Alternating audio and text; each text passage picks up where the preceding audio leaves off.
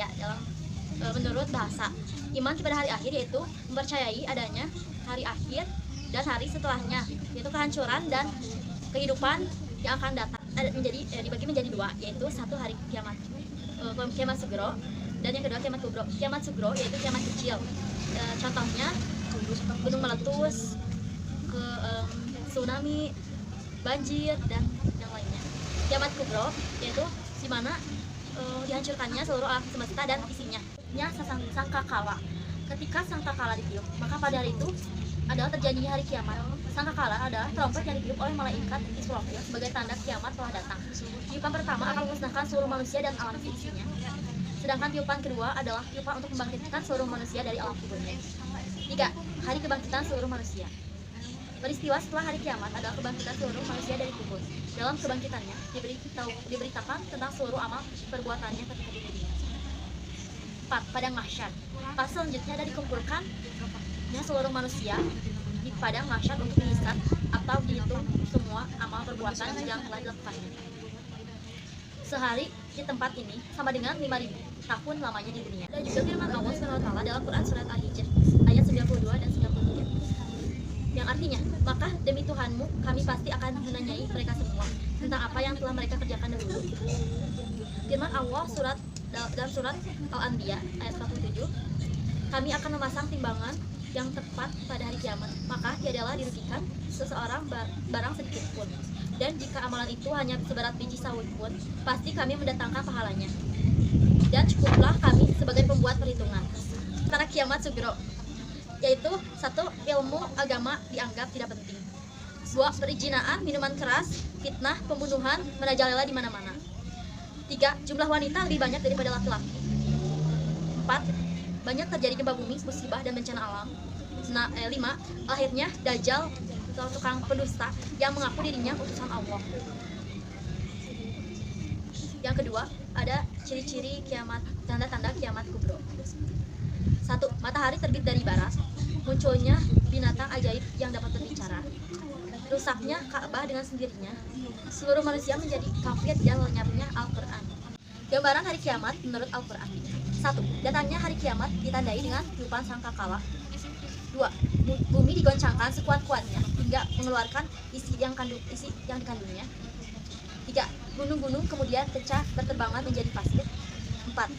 Matahari digulung, binatang-binatang berjatuhan, dan laut meluap.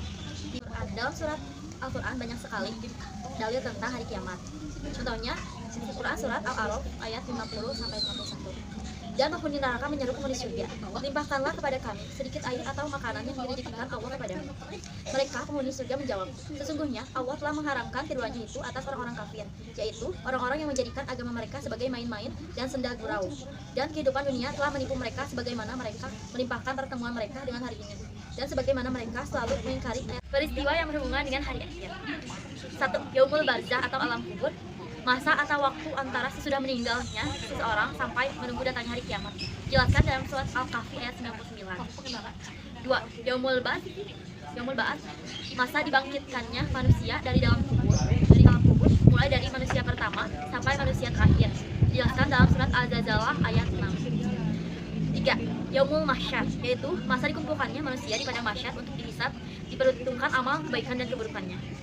Dijelaskan dalam surat Ibrahim 48. 4. Yaumul Hisab atau Mizan.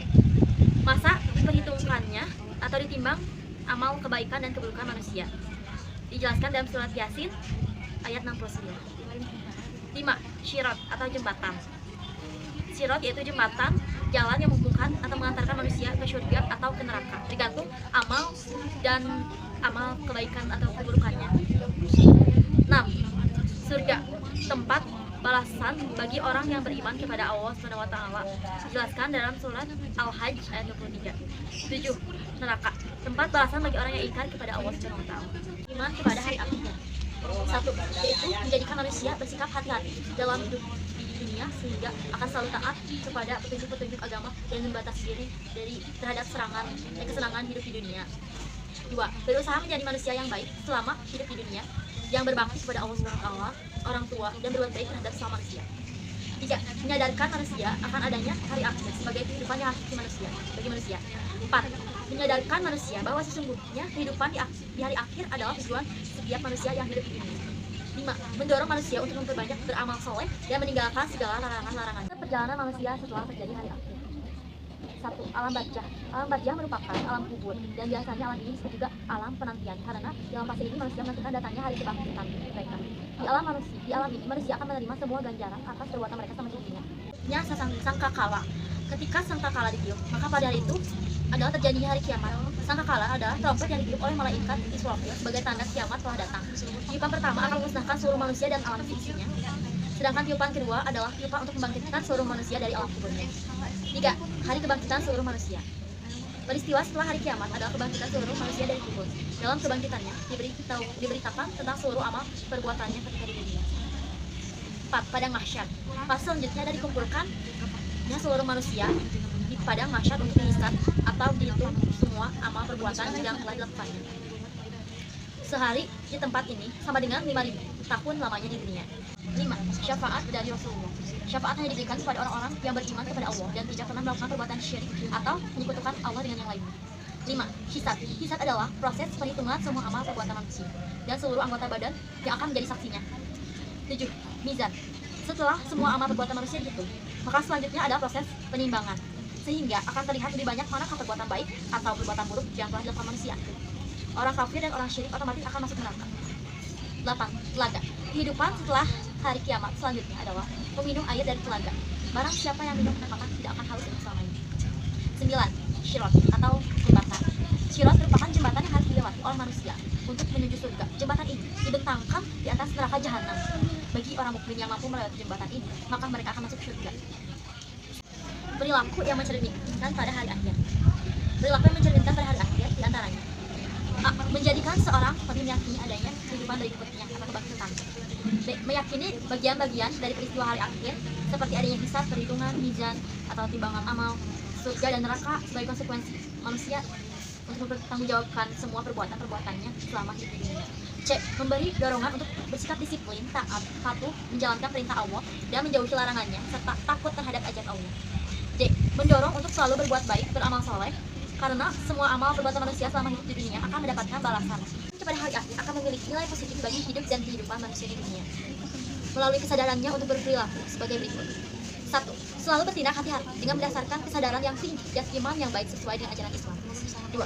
Selalu berdisiplin dan mematuhi ajaran agama Allah karena Allah mengetahui segala perbuatan kita dan semua perbuatan kita akan selalu dipantau, dicatat dan diperhitungkan pada pengadilan akhirat kelak. 3. Memiliki pandangan hidup optimis. Memiliki pandangan hidup optimis dan penuh pengharapan bahwa kelak Allah pasti akan memberi balasan yang setimpal atas perbuatan manusia sesuai dengan janji. 4. Memiliki dorongan untuk merasakan kenikmatan dan merasakan siksaan. Adanya gambaran surga dan neraka akan membuatnya selalu ingin melaksanakan kebaikan dan tidak melaksanakan dosa dan maksiat. 5. Menyadarkan manusia dari sifat lupa diri terhadap kesenangan duniawi dan berusaha menyelaraskan kebutuhan duniawi dan ukhrawi. Jadi kebutuhan duniawi dan ukhrawi atau dunia dan akhirat itu harus seimbang. Sekian video dari saya. Mohon maaf bila banyak kesalahannya. Wassalamualaikum warahmatullahi wabarakatuh.